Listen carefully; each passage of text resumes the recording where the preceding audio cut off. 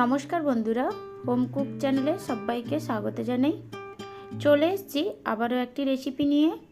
আজকে আমি বানাবো মাছের চপ বা ফিশ কাটলেট, যেটাই বলতে পারো। একেবারে দোকানের মতন মাছের চপ বাড়িতে কিন্তু খুব সহজে বানিয়ে নেওয়া যেতে পারে, আর এটা কিন্তু খেতে খুব সুস্বাদু হয়। তবে চলুন দেখে নেওয়া যাক আজকের আমার এই রেসিপিটি।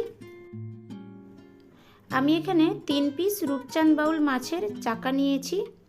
এই মাছে একটু কাঁটা কম হয়, তাই আমি এই মাছটা নিয়েছি। আপনারা চাইলে যে কোনো ধরনের মাছই ইউজ করতে পারেন।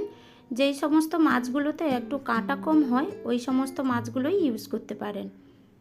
আর নিয়েছি দুটো মিডিয়াম সাইজের আলু, ছাড়িয়ে ধুয়ে ভালো করে ফালি করে কেটে নিয়েছি। এবার দিয়ে দিলাম স্বাদ মতো লবণ, সামান্য একটু হলুদ গুঁড়ো, আর দিচ্ছি 1 চা চামচের মতো ভিনিগার। ভিনিগারটা দিলে কি হয়, মাছের মধ্যে যে একটা আঁশটে গন্ধ ছাড়ে, এই ভিনিগারটা দেওয়ার ফলে এই আঁশটে গন্ধটা চলে যাবে। আর এখানে আদা রসুনের পেস্টও একটু ইউজ করতে পারেন, কিন্তু আমি এখানে আদা রসুনের পেস্ট ইউজ করব না। আর দিয়ে দিলাম 1 কাপের মতো জল। এবার ঢাকনা দিয়ে মিডিয়াম ফ্লেমে গ্যাসে 5 মিনিটের মতো দিয়ে সেদ্ধ করে নেব। 5 মিনিট হয়ে গেছে। এবার ঢাকনাটা খুলে মাছের এক পিঠ সেদ্ধ হয়ে গেছে, আর এক পিঠ করে উল্টে নেব।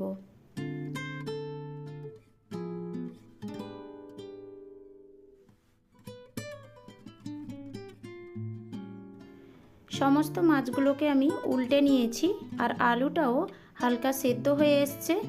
আবারও আমি ঢাকনা দিয়ে 5 মিনিটের মতো হাই ফ্লেমে ভালোভাবে সেদ্ধ করে নেব। 5 মিনিট হয়ে গেছে, দেখো জলটাও এবার শুকিয়ে এসছে। এবার আলুটাও একদম ভালোভাবে সেদ্ধ হয়ে গেছে। এবার আমি মাছের পিস আর আলুটাকে একটা প্লেটে বের করে নিয়ে ভালো করে ঠান্ডা করে নেব।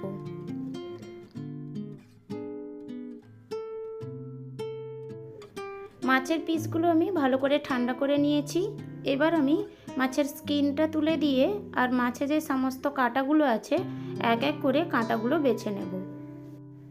মাছের মধ্যে থেকে সমস্ত কাঁটাগুলো কিন্তু খুব সাবধানে বেছে নিতে হবে, একটাও কাঁটা যেন থেকে না যায়।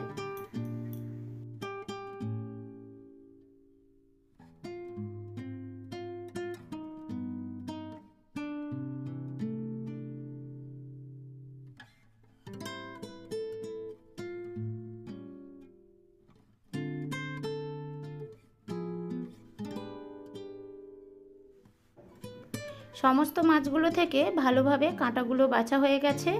এবার আমি কাঁটা বাছা মাছটাকে সাইডে রেখে যে সেদ্ধ আলুগুলো ছিল ওটাকেও আমি ম্যাশ করে নেব। আর নিয়েছি কয়েকটা কুচনো মশলা। এবার গ্যাসের ফ্লেমটা অন করে গ্যাসে একটা প্যান বসিয়ে দিয়েছি। দিয়ে দিলাম 2 টেবিল স্পুনের মতো সাদা তেল। তেলটা গরম হয়ে গেছে। এবার দিয়ে দিলাম হাফ টিস্পুনের মতো গোটা জিরে, আর দিয়ে দিচ্ছি 1 টেবিল স্পুনের মতো আদা কুচি, আর দিয়ে দিচ্ছি 1 টেবিল স্পুনের মতো রসুন কুচি। এবার আদা রসুন কুচিটাকে সামান্য একটু নেড়ে চেড়ে লো ফ্লেমে আমি হালকা একটু ভেজে নেব।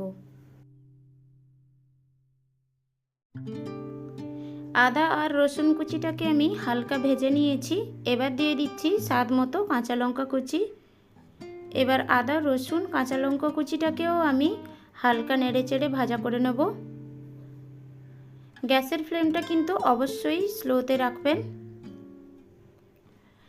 এবার দিচ্ছি একটা মিডিয়াম সাইজের কুচনো পেঁয়াজ।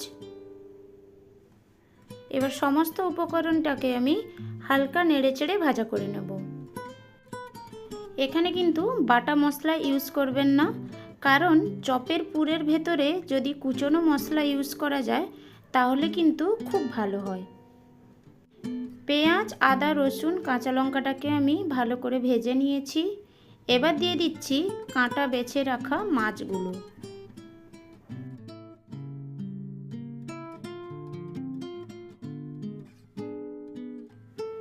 এবার কাঁটা বেছে রাখা মাছগুলো দিয়ে সমস্ত মশলার সাথে 2 থেকে 3 মিনিটের মতো নেড়ে চেড়ে ভালো করে মিক্স করে নেব। 2 থেকে 3 মিনিট ভালো করে নেড়ে চেড়ে মিক্স করে নিয়েছি। এবার দিয়ে দেবো কয়েকটা গুঁড়ো মশলা, দিলাম সামান্য একটু হলুদ গুঁড়ো, আর দিচ্ছি সামান্য একটু কাশ্মীরি লঙ্কার গুঁড়ো, দিচ্ছি একটু গোলমরিচের গুঁড়ো, আর দিচ্ছি হাফ টিস্পুনের মতো গরম মশলা গুঁড়ো, আর দিলাম 1 টেবিল স্পুনের মতো সরষের তেল। এবার সমস্ত মশলাগুলোকে মিডিয়াম টু লো ফ্লেমে 2 থেকে 3 মিনিটের মতো নেড়ে চেড়ে মশলাটাকে কষাতে থাকবো।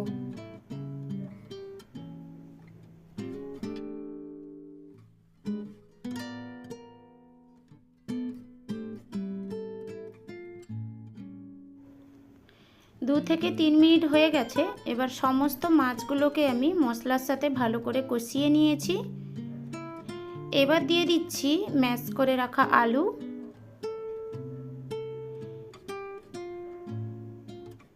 আর দিচ্ছি কুচনো ধনেপাতা 1 টেবিল স্পুনের মতো। এবার সমস্ত উপকরণকে আমি আবারও ভালো করে মিক্স করে নেব।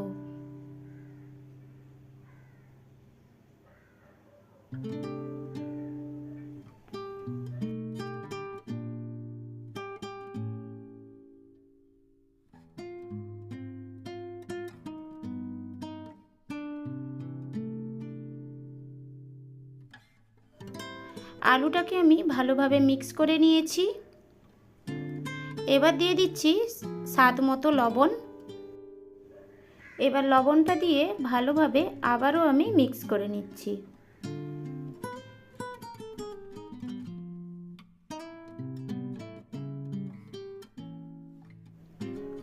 সমস্ত মশলাগুলোকে আমি ভালো করে মিক্স করে নিয়েছি। এবার আমি একটু ঠান্ডা করতে রেখে দেব।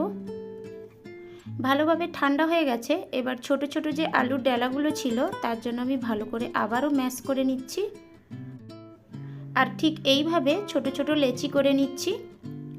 আর হাতে একটু তেল মাখিয়ে নিয়ে ভালো করে ওকে চেপে চেপে টিকির মতো শেপ বানিয়ে নিয়েছি। আর মাঝখানে একটা আইসক্রিম স্টিক দিয়ে হাতের সাহায্যে চিপে চিপে একটা আইসক্রিমের মতো আমি শেপ দিয়ে নেব।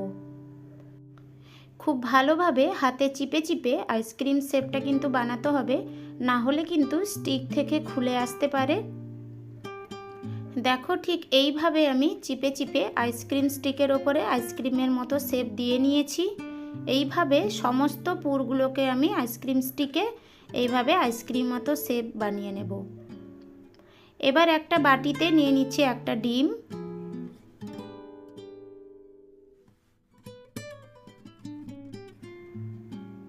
ডিমে দিয়ে দিচ্ছি সামান্য একটু বিট লবণ। লবণটা কিন্তু খেয়াল করে দেবেন, আগে থেকেও সমস্ত কিছুতে লবণ দেওয়া আছে। এবার ভালো করে মিক্স করে নেব। এবার ডিমের বাটিটা সাইড করে নিয়ে নিলাম একটা প্লেটে ব্রেড ক্রাম্বস। আর আগে থেকে যে আইসক্রিম স্টিকে পুরটা দিয়ে আইসক্রিমের মতো শেপ বানিয়ে রেখেছিলাম ওটাকে আমি ডিমের বাটিতে ভালো করে ঘুরিয়ে ঘুরিয়ে চারিদিকটায় ডিমটা লাগিয়ে নেব। আবার তুলে নিয়ে ব্রেড ক্রাম্বসের ওপরে দিয়ে ভালো করে ব্রেড ক্রাম্বসটা কোট করে নেব। ভালোভাবে ঘুরিয়ে ঘুরিয়ে ব্রেড ক্রাম্বসটা দিয়ে কোট করে নিতে হবে। এই পর্যায়ে কিন্তু এই চপগুলোকে স্টোর করেও রাখা যায়। যে কোনো একটা ফুড কন্টেনারে কয়েকটা নিয়ে স্টোর করে রেখে দেবেন ডিপ ফ্রিজে। 15 দিনের মতো এটি ভালো থাকবে। আর যখনই খেতে ইচ্ছে করবে তখন বের করে তেলে একটু ভেজে নিয়ে খাবেন, খুব ভালো লাগবে। আর এইভাবে আমি সমস্ত চপগুলোকে বানিয়ে নেব, ডিমে ডুবিয়ে আর ব্রেড ক্রাম্বসে কোট করে সবগুলোকে এক এক করে আমি বানিয়ে নেব।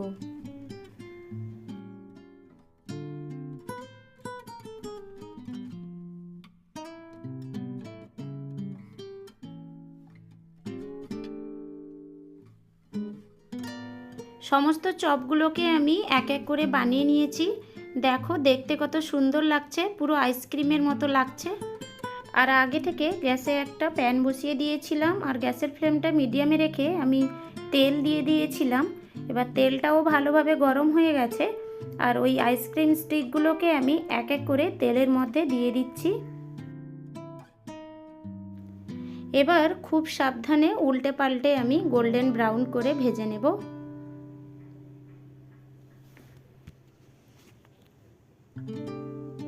খুব সাবধানে কিন্তু উল্টে পাল্টে নিতে হবে, না হলে কিন্তু ও আইসক্রিম স্টিকটা বেরিয়ে আসবে।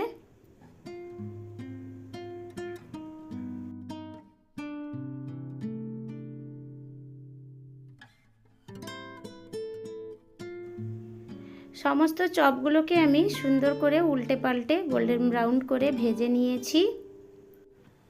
এবার তুলে নিচ্ছি একটা প্লেটে।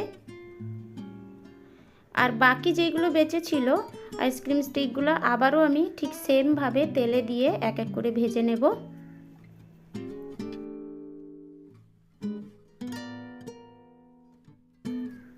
এবার এক এক করে সমস্ত চপগুলোকে আমি ভেজে নিয়েছি। দেখুন তো বন্ধুরা, দেখতে কতটা সুন্দর হয়েছে আর খেতেও তবে কতটা সুন্দর হবে। এইভাবে মেয়োনিজ বা টমেটো কেচাপের সাথে সার্ভ করুন, খুব ভালো লাগবে, সবাই খুব মজা করে খাবে। আর ওপর থেকে একটু মেয়োনিজ ছড়িয়ে দিচ্ছি। এই রেসিপিটি খেতে কিন্তু খুবই সুস্বাদু হয়। সন্ধেবেলা চায়ের সাথে স্ন্যাক্সে এটা খেতে পারেন, খুব ভালো লাগবে। আর আমার রেসিপিটা যদি ভালো লেগে থাকে একটা লাইক করে দেবেন, আর সকলের সাথে শেয়ার করার অনুরোধ রইল। আর একদম ভালো লাগলে আমার চ্যানেলটিকে সাবস্ক্রাইব করে পাশে থাকবেন। দেখা হচ্ছে পরের ভিডিওতে। ততক্ষণে সবাই সুস্থ থাকবেন, ভালো থাকবেন।